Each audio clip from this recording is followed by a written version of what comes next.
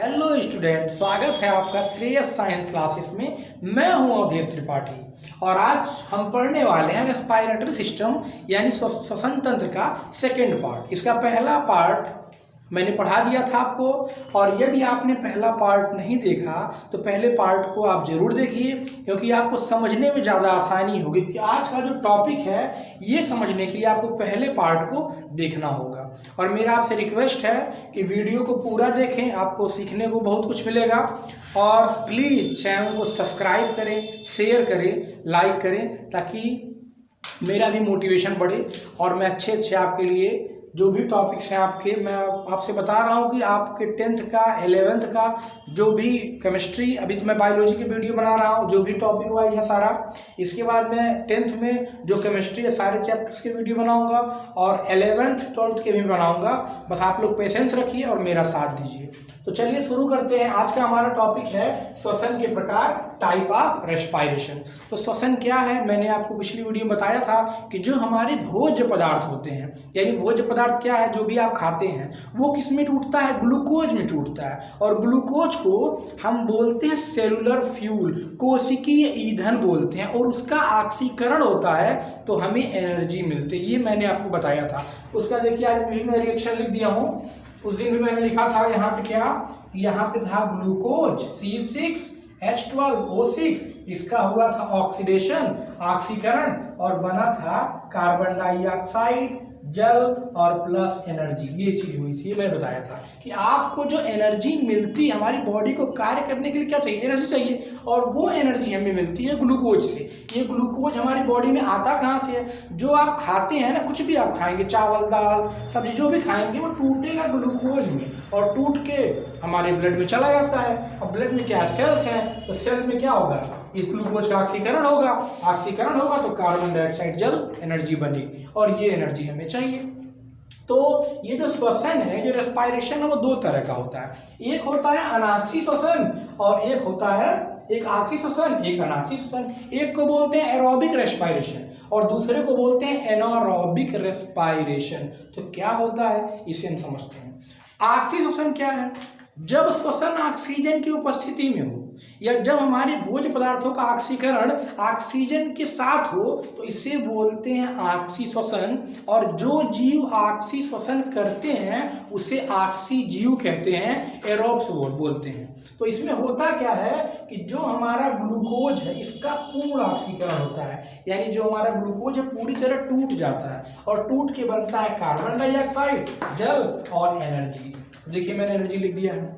और ये होता किसमें है, पृथ्वी पर जितने भी जीव हैं बहुकोषीय, लगभग सभी में ऑक्सी श्वसन होता है, सभी में, मानव सहित सभी में। और दूसरा मैंने लिखा अनाक्षी श्वसन, एनारोबिक रेस्पिरेशन। ये क्या है, अनाक्षी श्वसन ऑक्सीजन की अनुपस्थिति में होता है। कुछ जीवाणु हैं, कुछ कवक हैं, या कह सकते हैं कुछ बीज जो अंकुरित होने वाले हैं, उनमें अनाक्षी श्वसन की क्रिया होती है। मतलब क्या हुआ, अर्थ क्या हुआ कि जो उनमें ग्लूकोज होगा उनके सेल में, वो ऑक्सीजन की अनुपस्थिति में ही टूट जाएगा। किसमें टूटेगा, एथिल अल्कोहल में, कार्बन डाइऑक्साइड में और प्लस एनर्जी में। तो अब हमें ये जानना है कि दोनों में अंतर क्या है। तो कुछ अंतर तो मैं बता दे रहा हूँ, बाकी अभी इसका एक मैं अंतर यहाँ पे लिख भी दे रहा हूँ कि दोनों में डिफरेंस क्या है। क्योंकि अगर आप दोनों को अंतर समझ लेंगे तो आप कभी नहीं भूलेंगे। तो पहले तो आप ये जान लीजिए कि ऑक्सी श्वसन किसमें हो रहा है, जो बहुकोषीय जीव हैं या हम लोग हैं, मानव है, सभी पौधों में ये हो रहा है। अनाक्षी श्वसन किसमें हो रहा है, जीवाणु में, बैक्टीरिया में, फंजाई में, और कुछ ऐसे बीज जो अंकुरित होने वाले हैं या कुछ फलों की भित्तियों में, ये सेब है। और इसमें क्या हो रहा है, इसमें देखिए आप ऊर्जा बहुत अधिक मात्रा में निकल रही है, 673 किलो कैलोरी। एक चीज और ध्यान दीजिएगा, अलग अलग बुक में ये जो एनर्जी है वो कुछ, मान लीजिए किसी में 683 हो सकता है, 680, इसके लिए आप परेशान मत होइएगा, ये ऐसे ही कैलकुलेशन है। तो अलग अलग बुक में कुछ आगे पीछे थोड़ा बहुत होता है। इसमें देखिए बहुत अधिक मात्रा में एनर्जी निकल रही है, लेकिन अनाक्षी श्वसन में, एनारोबिक रेस्पिरेशन में एनर्जी कम निकल रही है। तो पहला अंतर आपको क्या दिखा, ऑक्सी श्वसन ऑक्सीजन के साथ होगा या ऑक्सीजन की उपस्थिति में होगा, अनाक्षी श्वसन ऑक्सीजन की अनुपस्थिति में होगा। फिर सुन लीजिए, ऑक्सी श्वसन ऑक्सीजन की उपस्थिति में होगा, अनाक्सी श्वसन ऑक्सीजन की अनुपस्थिति में होगा। दूसरा समझ लीजिए, जो ऑक्सी श्वसन होगा इसमें कार्बन डाइऑक्साइड जल बनेगा, जो अनाक्सी श्वसन होगा इसमें एथिल अल्कोहल और कार्बन डाइऑक्साइड बनेगा। तीसरा डिफरेंस, ऑक्सी श्वसन में बहुत अधिक मात्रा में ऊर्जा बनेगी, अनाक्सी श्वसन में बहुत कम मात्रा में ऊर्जा बनेगी। तो ये रिएक्शन दोनों बहुत ही इंपॉर्टेंट है, इसको आप नोट कर लीजिए। और एक चीज़ और सुनिए, आज मैं आपको बताऊंगा कि हमारी मांसपेशियों में दर्द क्यों होता है, पेन क्यों होता है। आपको डायबिटीज भी नहीं है, आपको थायराइड भी नहीं है, और आपकी मांसपेशियों में पेन हो रहा है बहुत ज़्यादा, ये क्यों होता है ये भी बताऊंगा। इसका स्क्रीनशॉट आप ले लीजिए। तो अब हम समझते हैं ऑक्सी श्वसन अनाक्सी श्वसन में क्या डिफरेंस है, क्या अंतर है। देखिए, यदि आप हिंदी मीडियम के होंगे तब भी कोई प्रॉब्लम नहीं है, मैं इसे इंग्लिश में ही बता दूंगा। तो समझिए, ऑक्सी श्वसन अनाक्सी श्वसन में क्या अंतर है। जैसे मैंने लिखा, ऑक्सी श्वसन के लिए ऑक्सीजन चाहिए और अनाक्सी के लिए ऑक्सीजन की उपस्थिति थी, मतलब ऑक्सीजन नहीं होना चाहिए। ऑक्सी श्वसन में ग्लूकोज का पूर्ण ऑक्सीकरण होगा, यानी ग्लूकोज कंप्लीटली ऑक्सीडाइज होगा, और जो अनाक्सी श्वसन है इसमें ग्लूकोज का अपूर्ण ऑक्सीकरण होगा, यानी इनकम्प्लीट ऑक्सीडेशन होगा। अभी मैंने आपको दिखाया था। जो ऑक्सी श्वसन है इसमें 38 एटीपी बनते हैं। 38 एटीपी क्या है, एटीपी का नाम है एडिनोसिन ट्राइफॉस्फेट, और ये है क्या, एक टाइप का एनर्जी है ये सेल की, इसमें बनती है ये माइटोकॉन्ड्रिया में। और यहाँ पे कितने एटीपी बनेंगे, 2 एटीपी।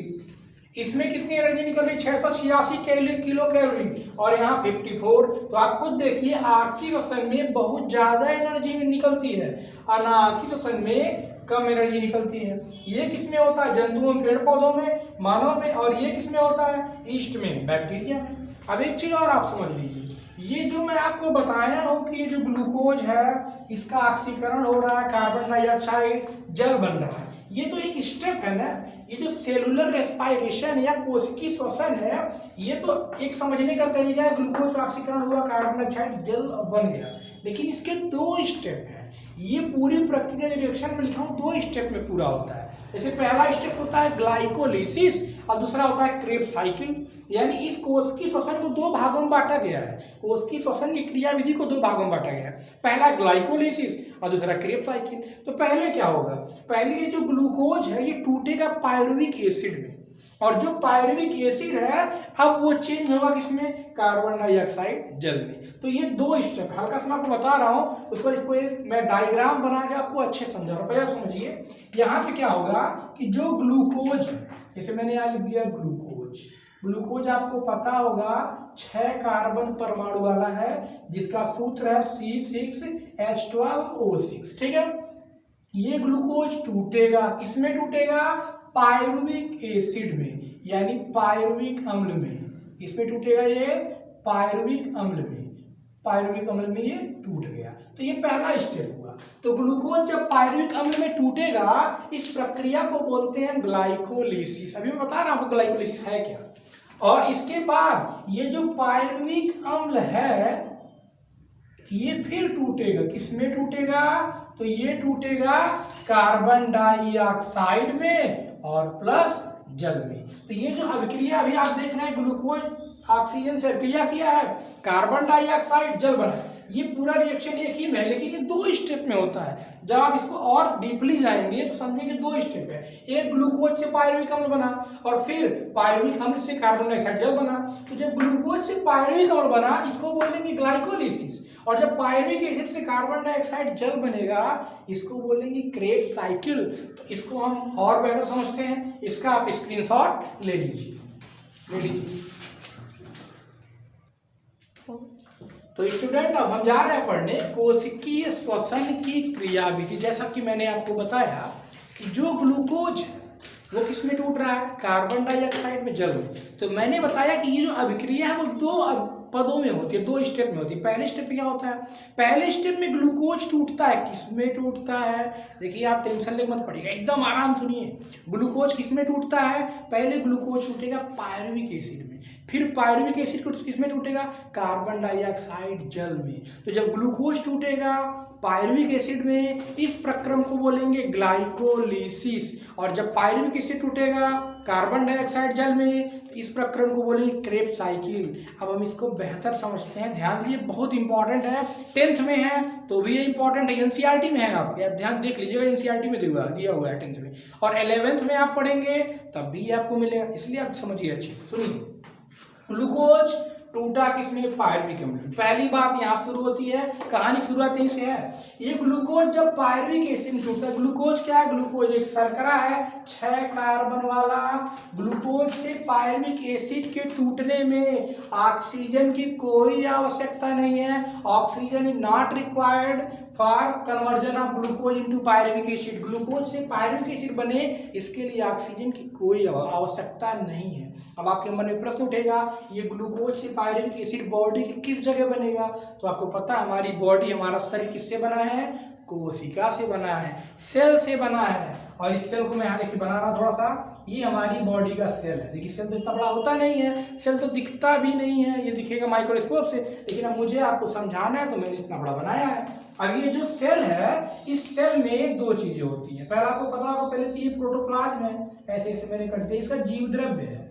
कोशिका के अंदर ये जो जीवित पदार्थ है, इसको बोलते हैं जीव द्रव्य, इसको बोलते हैं इसमें प्रोटोप्लाज्म, और बीच में ये होता है केंद्र, ये तो आपको पता होगा, क्लास 9 में पढ़े होंगे। इसका नाम है कोशाद्रव्य और इसका नाम है केंद्र। कहेंगे भैया आप जीव द्रव्य बोल रहे हैं, फिर आप कोशाद्रव्य, परेशान मत होइए, इस पूरे का नाम जीव द्रव्य है, लेकिन जब ये बीच में केंद्रक आ गया, इसका नाम कोशाद्रव्य, इसका नाम केंद्र। चलिए मैं लिख भी देता हूं, इसका नाम क्या है? इसका नाम है कोशाद्रव्य और इसका नाम है केंद्रक, न्यूक्लियस बोलते हैं इसको बोलते हैं साइटोप्लाज्म।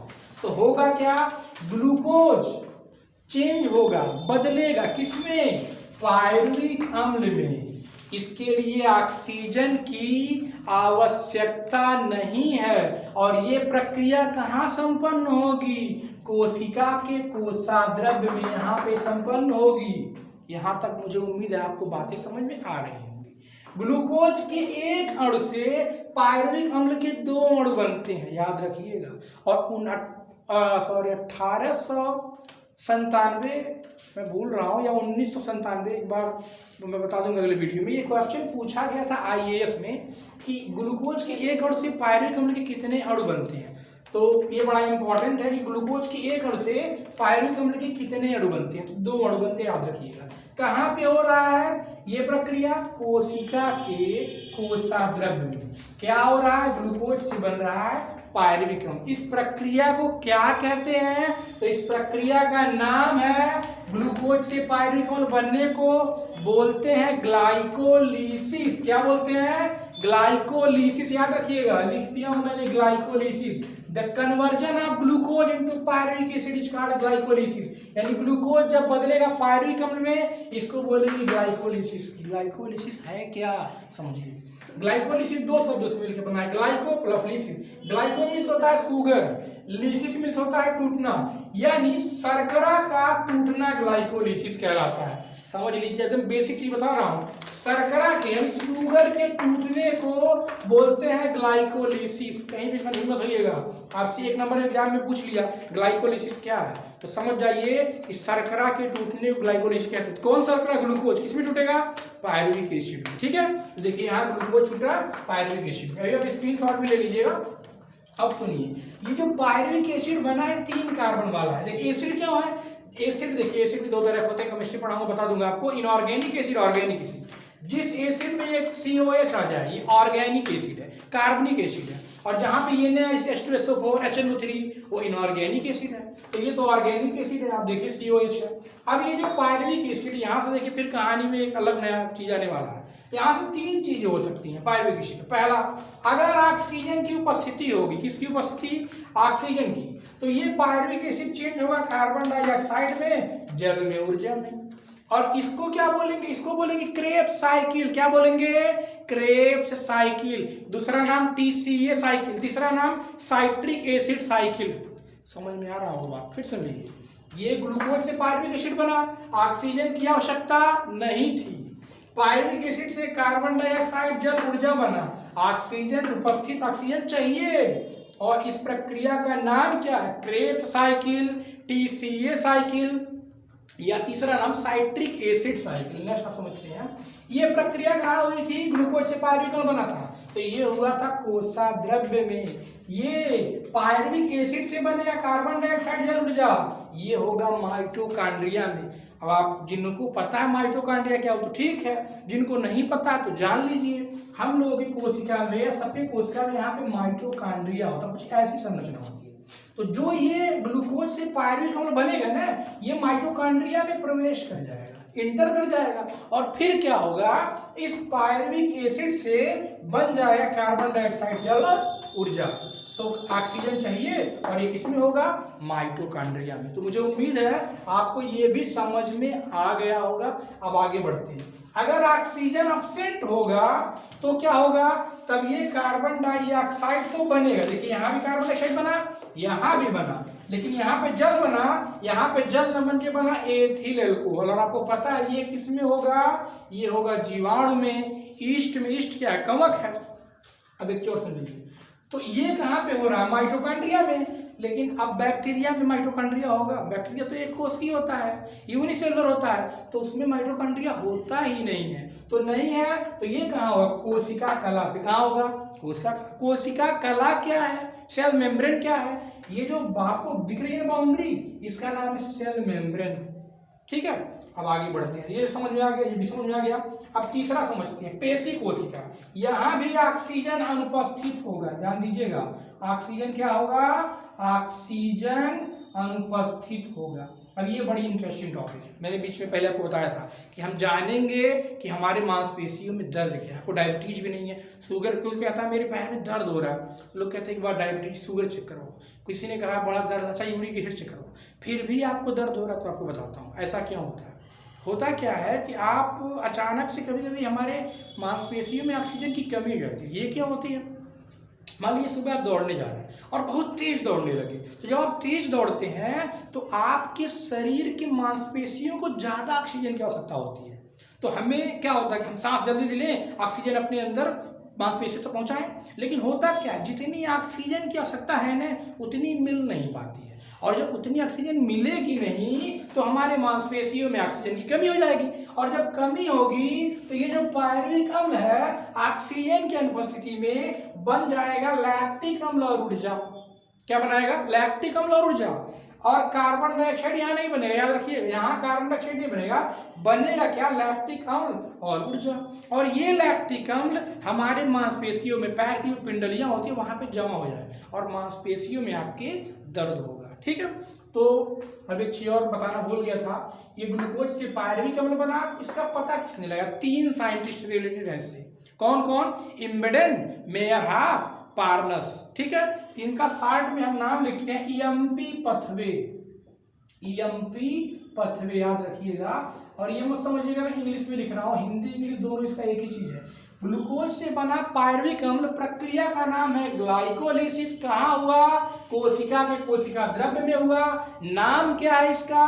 3 वैज्ञानिक संबंधित है इससे। इस ग्लूकोज से बना पायरुविक अम्ल कहाँ हुआ? पायरुविक अम्ल कहाँ बदला? कोशिका द्रव्य में। 3 वैज्ञानिक इससे रिलेटेड कौन कौन है? एम्बेडेन, मेयरहॉफ, पार्नस, पथवे। तो पूछा जाता है कि ग्लाइकोलिसिस का दूसरा नाम क्या है? देखिए ये ऑब्जेक्टिव क्वेश्चन यहाँ बनेगा कि ग्लाइकोलिसिस का दूसरा नाम क्या है, तो याद रखिएगा EMP पथवे। ठीक है, और ये जो पायरुविक अम्ल है इससे बना कार्बन डाइऑक्साइड जल ऊर्जा, इस प्रक्रिया का नाम है क्रेब्स साइकिल। याद रखिएगा इसका नाम है क्रेब्स साइकिल। और ये मत समझिएगा मैं इंग्लिश लिख रहा हूँ, हिंदी भी यही है इसका, क्रेब्स साइकिल। या इसी का नाम है TCA साइकिल, या इसी का नाम है साइट्रिक एसिड साइकिल। तो मुझे उम्मीद है आपको ये चार्ट भी समझ में आ गया होगा। आप इसका स्क्रीनशॉट ले लीजिए। और अब मैं इसके बाद बताने जा रहा हूँ कुछ इंपॉर्टेंट क्वेश्चन जो एग्जाम में पूछे गए हैं या पूछे जाते हैं। स्क्रीनशॉट ले लीजिए आप। तो अब हम जा रहे हैं पढ़ने।